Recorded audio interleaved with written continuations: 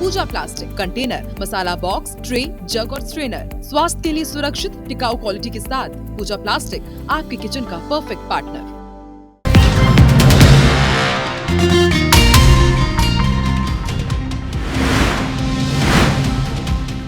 MP high court justice Atul Sreedharan अपने तबादले पर हुए भावुक। बोले, जो आज साहिबे मसनंद है कल नहीं होंगे, किराएदार हैं, जाति मकान थोड़े ही हैं। ग्वालियर में गालीबाजों पर पुलिस का एक्शन। मुख्य आरोपी रिंकू कमरिया का पुलिस ने निकाला जुलूस। 5 लाख रुपए को लेकर विवाद में की थी फायरिंग। दमोह में 2 छात्रों की पानी पीने से बिगड़ी तबीयत। दोनों छात्राओं की हालत गंभीर, इलाज जारी। कलेक्टर ने कहा है जांच कीजिए।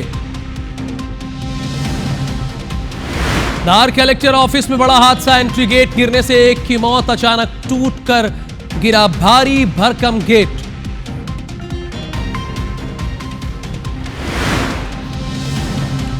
भोपाल पहुंची विश्व कप विजेता क्रांति गौड़। आज सीएम डॉक्टर मोहन यादव से होगी क्रांति की मुलाकात। सीएम करेंगे सम्मान।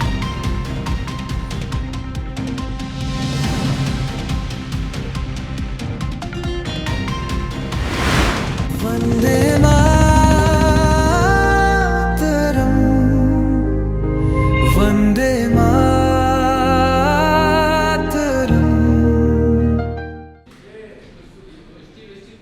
नमस्कार, आप सभी दर्शकों का बहुत स्वागत है। आज वंदे मातरम यानी हमारे राष्ट्रीय गीत के 150 साल पूरे हो गए हैं। ये सिर्फ राष्ट्रीय गीत भरी नहीं है, ये हमारी राष्ट्र की आत्मा है। मेरा नाम राहुल सौमित्र है और सबसे पहले सितार वादक मुस्कान धोपे की आवाज में आपको वंदे मातरम की धुन सुनाता हूं।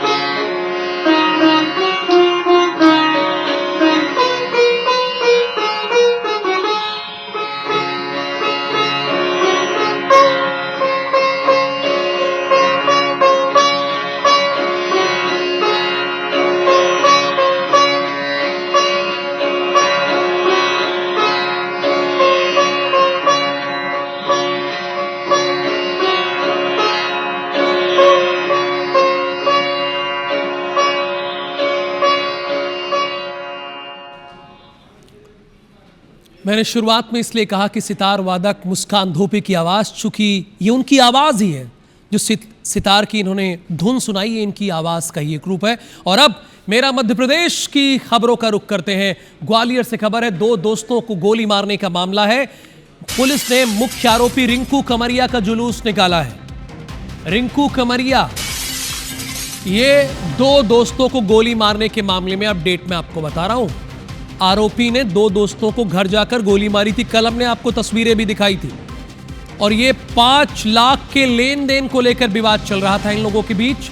वारदात में शामिल अन्य आरोपी अब फरार है। घास मंडी कोटेश्वर रोड पर 2 नवंबर को यह घटना हुई। ग्वालियर थाना पुलिस कार्रवाई कर रही है। ग्वालियर थाना पुलिस कार्रवाई कर रही है। आरोपी ने 2 दोस्तों के घर जाकर फायरिंग की थी। 5 लाख के लेन देन का विवाद था और इसको लगा कि ये गुंडा राज है, जो मन में आएगा कर लेंगे। लेकिन पुलिस ने कहा ये पुलिस का राज है, यहां पर कानून का राज है, इसलिए इसका जुलूस निकालो और दिखाओ कि अगर ऐसा करोगे तो आपके साथ भी ऐसा होगा। देखिए आज ये कल जो फायर करता है, आज चलने में इसको प्रॉब्लम हो रही, चल तक नहीं पा रहा है। अब आपको लेके चलते हैं भोपाल, इसके बाद यानी ग्वालियर के बाद भोपाल की खबर। दो समुदायों के बीच पथराव के मामले में अपडेट यह है कि मौके पर फिर विवाद हुआ है। बड़ी संख्या में पीड़ित परिवार को धमकाने के लिए बदमाश पहुंचा है। पुलिस अधिकारी भी खुद पहुंचे हैं बल के साथ। तनाव के चलते मौके पर पुलिस तैनात कर दिया गया है। ये भोपाल के बैरागढ़ का माहौल है जो तनावपूर्ण है। यहां 30 से ज्यादा मुस्लिम युवकों ने हिंदू परिवार के घर पर पथराव किया। घटना का सीसीटीवी फुटेज सामने आया। पथराव करने वाले युवकों पर हिंदू परिवार को टारगेट करने का आरोप है। पीड़ित परिवार का कहना है कि उन्हें युवकों से जान से मारने की धमकी दी जा रही है। वहीं इस पूरी घटना का असर इलाके में देखने को मिला है, जहां घटना के बाद कई दुकानों के शटर बंद हैं। वहीं कुछ दुकानों पर बेचना है लिखे के पोस्टर लगाए नहीं, हमें ये दुकान या घर बेचना है। मौके का जायजा लिया है हमारी संवाददाता हरप्रीत कौर रीन ने।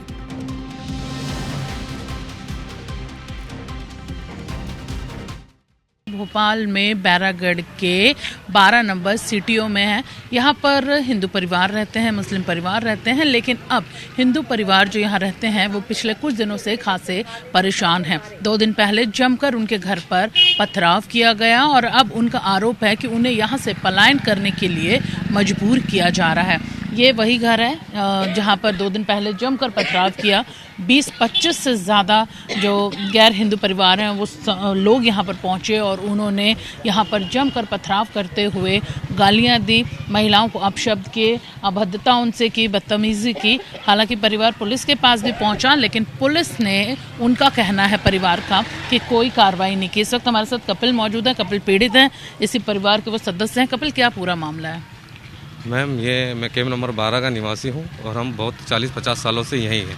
मेरा घर आखिरी पड़ता है और सामने एक हिंदू फैमिली, उनका घर आखिरी पड़ता है। उसके बाद मुस्लिम आबादी। वो मुस्लिम आबादी हमें इतना परेशान, हमारे घर को सामने 30-40 लड़के 24 घंटे खड़े रहते हैं। जरा सा हम कुछ बोल दो उनसे कि यहाँ से हट जाओ, यहाँ से चले जाओ, तो लड़ने को उतार हो जाते। परसों के दिन यही मामला था कि यहाँ पे बहुत सारी भीड़ खड़ी थी। हमने बोला यहाँ से चले जाओ, उन लोगों ने सीधे पथराव करा। 40-50 लड़कों ने हमारे घर के ऊपर। सामने वाले घर पे मेरे पास पूरी वीडियो है, पूरे एविडेंस है।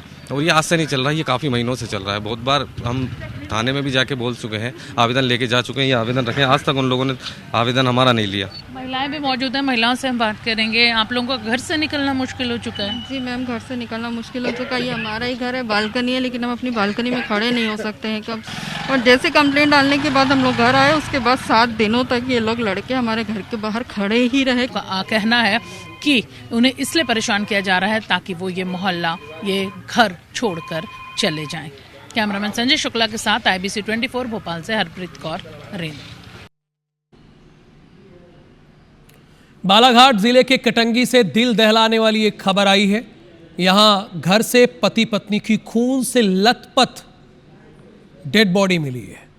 वार्ड नंबर 2 के रमेश हाके और उनकी वाइफ पुष्पलता हाके की बेरहमी से किसी ने हत्या कर दी। सुबह दूध वाला दरवाजा खटखटाता है, नॉक करता है, लेकिन जब भांजे ने मामा मामी को आवाज लगाई और कोई जवाब नहीं मिला, तब उसने दरवाजा खोला। इसके बाद हत्या की जानकारी पुलिस को दी गई। कुछ ही देर में पूरा पुलिस अमला मौके पर पहुंचा और जांच शुरू की। मृतक दंपत्ति के पड़ोसी भी इस वारदात से हैरान है। उनका कहना है कि दोनों बेहद मिलनसार थे और उनका किसी से कोई विवाद या दुश्मनी नहीं थी। इसके बावजूद हत्या की इस वारदात ने कई सवाल खड़े कर दिए हैं। इतने शानदार व्यवहार कुशल व्यक्ति थे, कभी शायद इनने अपनी तरफ से किसी को भी तकलीफ नहीं पहुंचाई। ऐसे व्यक्ति की हत्या कारित की गई है, वो भी उनकी पत्नी सहित। दोनों पति पत्नी की हत्या की गई, बड़ा दुख का विषय है। और उसके साथ में एक हमारा आक्रोश है। हमारे को तो यहाँ लगता है कि इस परिवार से किसी की दुश्मनी नहीं है। बड़े सज्जन प्रवृत्ति के आदमी, घर में जाने की क्षण हो रही कि हम ऐसे माहौल देख के हमको बहुत डर लग रहा है।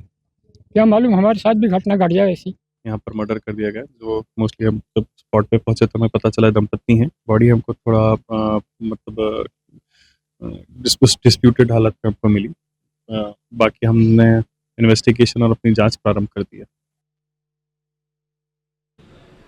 ग्वालियर में सल्फास कांड के बाद प्रशासन जागा है और 31 अधिकारियों की टीम का गठन किया गया है। 31 अधिकारियों की टीम का गठन जो सल्फास की खरीदी, बिक्री और भंडारण करने वालों पर कार्रवाई करेगी। आरोपी मकान मालिक को भी गिरफ्तार किया गया है। बीते दिनों सल्फास से नकली जहरीली गैस से 2 मासूम बच्चों की डेथ हो गई थी।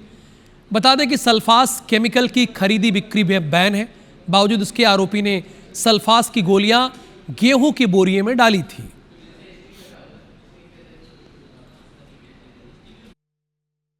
वरिष्ठ अधिकारियों के निर्देशन में जो है प्राथमिकी दर्ज की गई है। प्राथमिकी दर्ज करने के बाद में जो मकान मालिक है श्री कृष्ण यादव, उनको गिरफ्तार कर लिया गया है और आज उनको पेश किया जा रहा है न्यायालय में। संदिग्ध लोग हैं, उन लोगों के कथन लिए जा रहे हैं, उनके परिजनों के कथन लिए जा रहे हैं। उसके बाद में आगे विवेचना जांच करने के पश्चात आगे की जाएगी। गेहूं में सल्फास मिलाने से जो गैस निर्मित हुई उससे 2 लोगों की जान चली गई।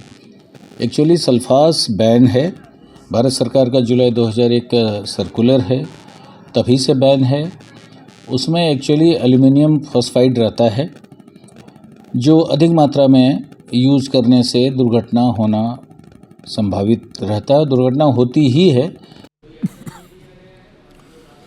इंदौर में फरवरी के महीने में 2 करोड़ की MD ड्रग्स बरामद की गई थी, आपको हमने बताया था फरवरी में। अब लैब रिपोर्ट आई तो सारा मामला उलट गया। रिपोर्ट में यह साफ हुआ कि जब्त किया गया पदार्थ कोई मादक ड्रग नहीं बल्कि पोटेशियम नाइट्रेट था। अब बताइए नई कहानी, जो कृषि उर्वरक, पटाखों और कुछ औद्योगिक उत्पादों में इस्तेमाल होता था। बता दें कि पुलिस में एक पुलिसकर्मी को भी आरोपी बना दिया गया था।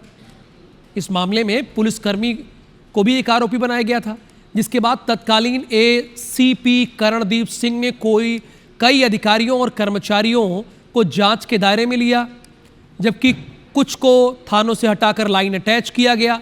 हालांकि इस रिपोर्ट के बाद पुलिस विभाग ने अपनी FSL रिपोर्ट पर भरोसा ना करते हुए कोर्ट से फिर से टेस्ट की अनुमति मांगी, जिसे न्यायालय ने मंजूरी दे दी। यानी MD ड्रग क्या निकला, बता रहा हूं इतने दिनों की बाद, जांच के बाद क्या निकला, पोटेशियम नाइट्रेट था।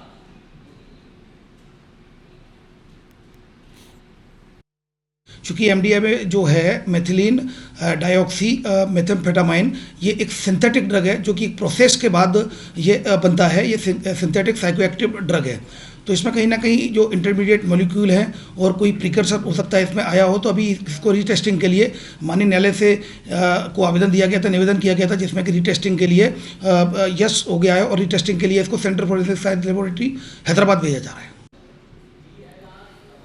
मध्य प्रदेश के कई शहरों की पहचान इन दिनों खराब सड़क और उनके गड्ढों के नाम से होने लगी है।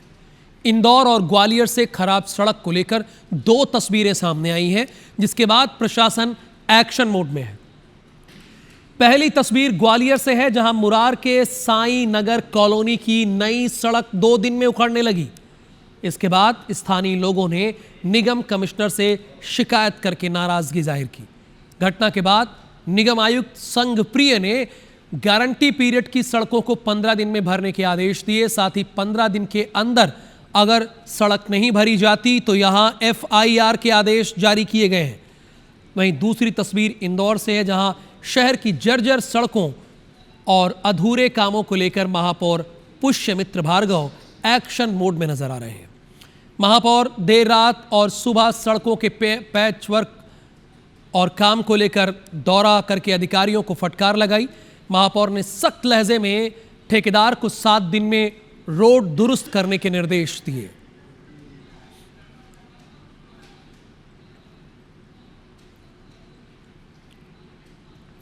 दिल्ली से वृंदावन तक बागेश्वर धाम के प्रमुख पंडित धीरेन्द्र शास्त्री शुक्रवार से निकल रहे हैं एक ऐसी पदयात्रा पर जो हिंदू समाज में एकता का नया संदेश लेकर चलने वाली है। 10 दिनों की यह सनातन हिंदू एकता पदयात्रा जातिवाद की दीवारें तोड़ने और भारत को हिंदू राष्ट्र घोषित करने की मांग के साथ शुरू हो रही है।